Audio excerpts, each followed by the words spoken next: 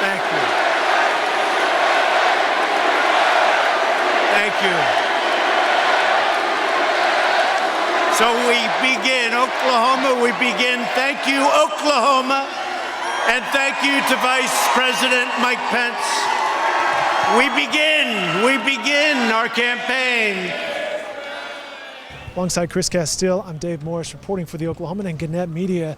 President Donald Trump just wrapped up his first rally since early March here at the BOK Center in Tulsa. Chris, as these things go, there was a lot leading up to it, a lot during it, and right now it's nothing but wrapping up the chairs and the lighting and get out of here in half an hour. But let's lead off with one thing that kind of was striking. Leading into this, 1 million tickets. It was going to be a big crowd, but that's not really what we saw in the arena. I think what we saw, Dave, was an arena that was maybe a little bit more than half full. There were hundreds of seats empty. The upper level here, same as upper level at Chesapeake or most basketball, hockey type arenas. Just a smattering of people in most sections of the upper level. In back, which you can kind of understand behind the risers, almost nobody was sitting. But we were waiting for this place to just be over capacity. 20,000 people. There was maybe 10, I would say. Capacity of the BOK Center leading into this, we were told, was 19,000. Chris is right. It was a little over half full here. In fact, as I mentioned, activities leading into this, one of those activities that didn't take place was the stage outside the arena. Those events were canceled. Yeah, they built a stage for him. There's all this talk this week about, well, there's going to be so many people, we need to do an overflow. Maybe we'll use the Cox Center next door. I think on Monday or Tuesday, the president said we're going to have a total of 65,000 people, down here for this, and they scotched the whole Cox thing. They didn't have an overflow place. He was going to speak outside at a stage that they built, just for that, and they wound up scrapping that at the last minute. But that's it. Donald Trump hit the stage a little bit after 7 p.m., just as scheduled, and he spoke for 1 hour and 41 minutes. You want to save that beautiful heritage of ours. We have a great heritage. We're a great country. You are so lucky I'm president. That's all I can tell you.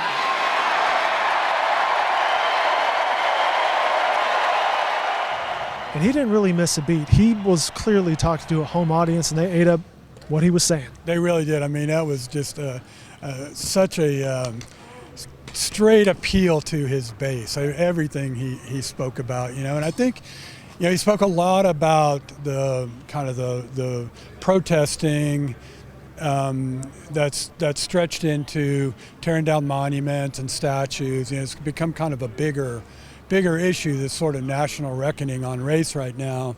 And he talked about that a lot. He talked about, framed a lot of the protests as just rioting and looting.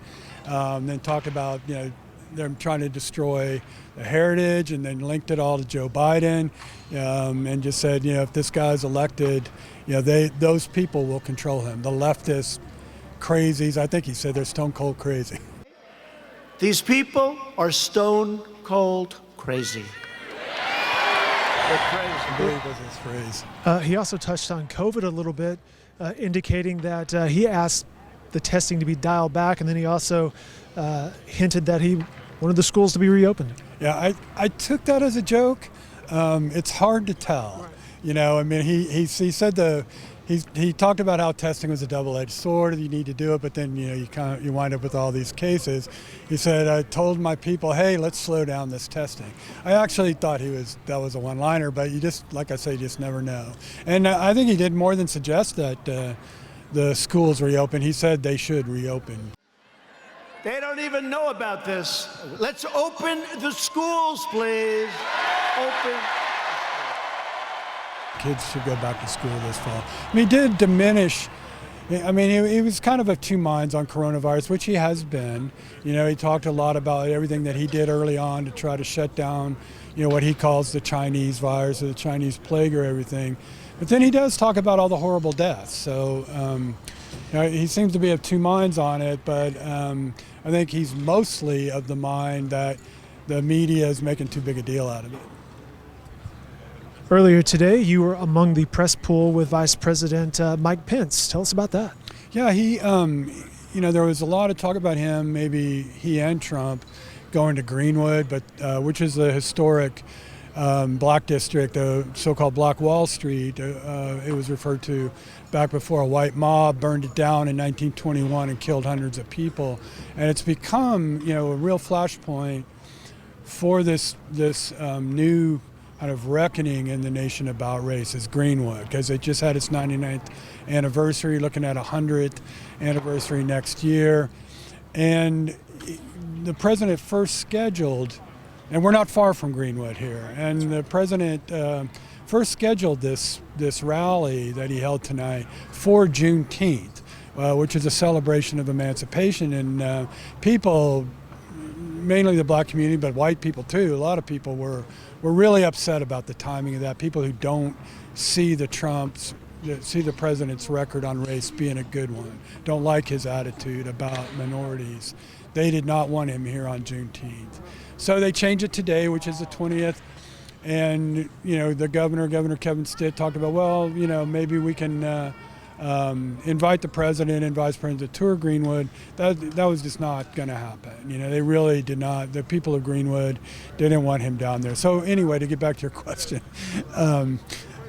instead, the vice president went to a community center called the Dream Center in North Tulsa that basically, provides meals, provides activities for people in the community.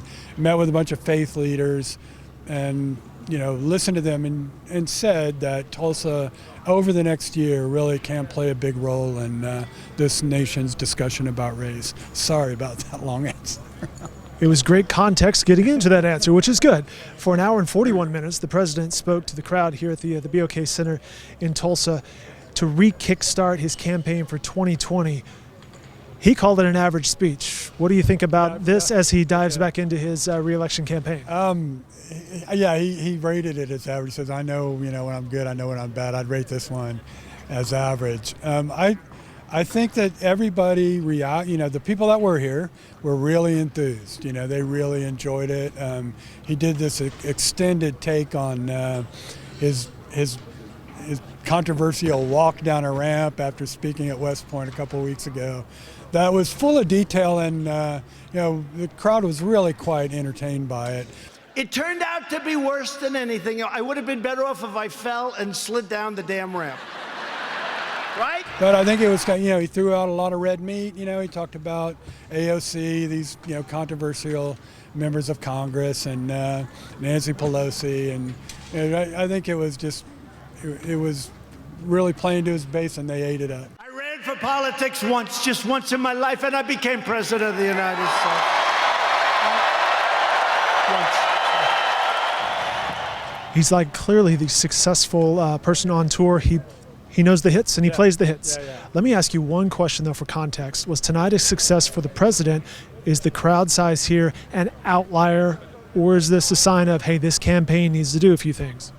It's interesting because right now we really don't know what happened here with this crowd. There's all kinds of theories.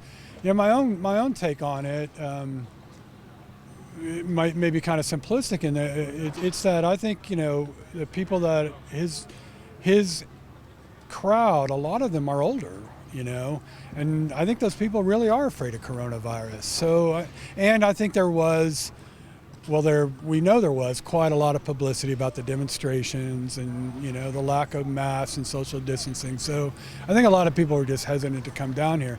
So we don't really, I think he's scheduled to go to Arizona, I believe, on Tuesday. And then I think he's supposed to go to Florida. Now, these are two other states that are having big spikes in coronavirus cases, like Oklahoma.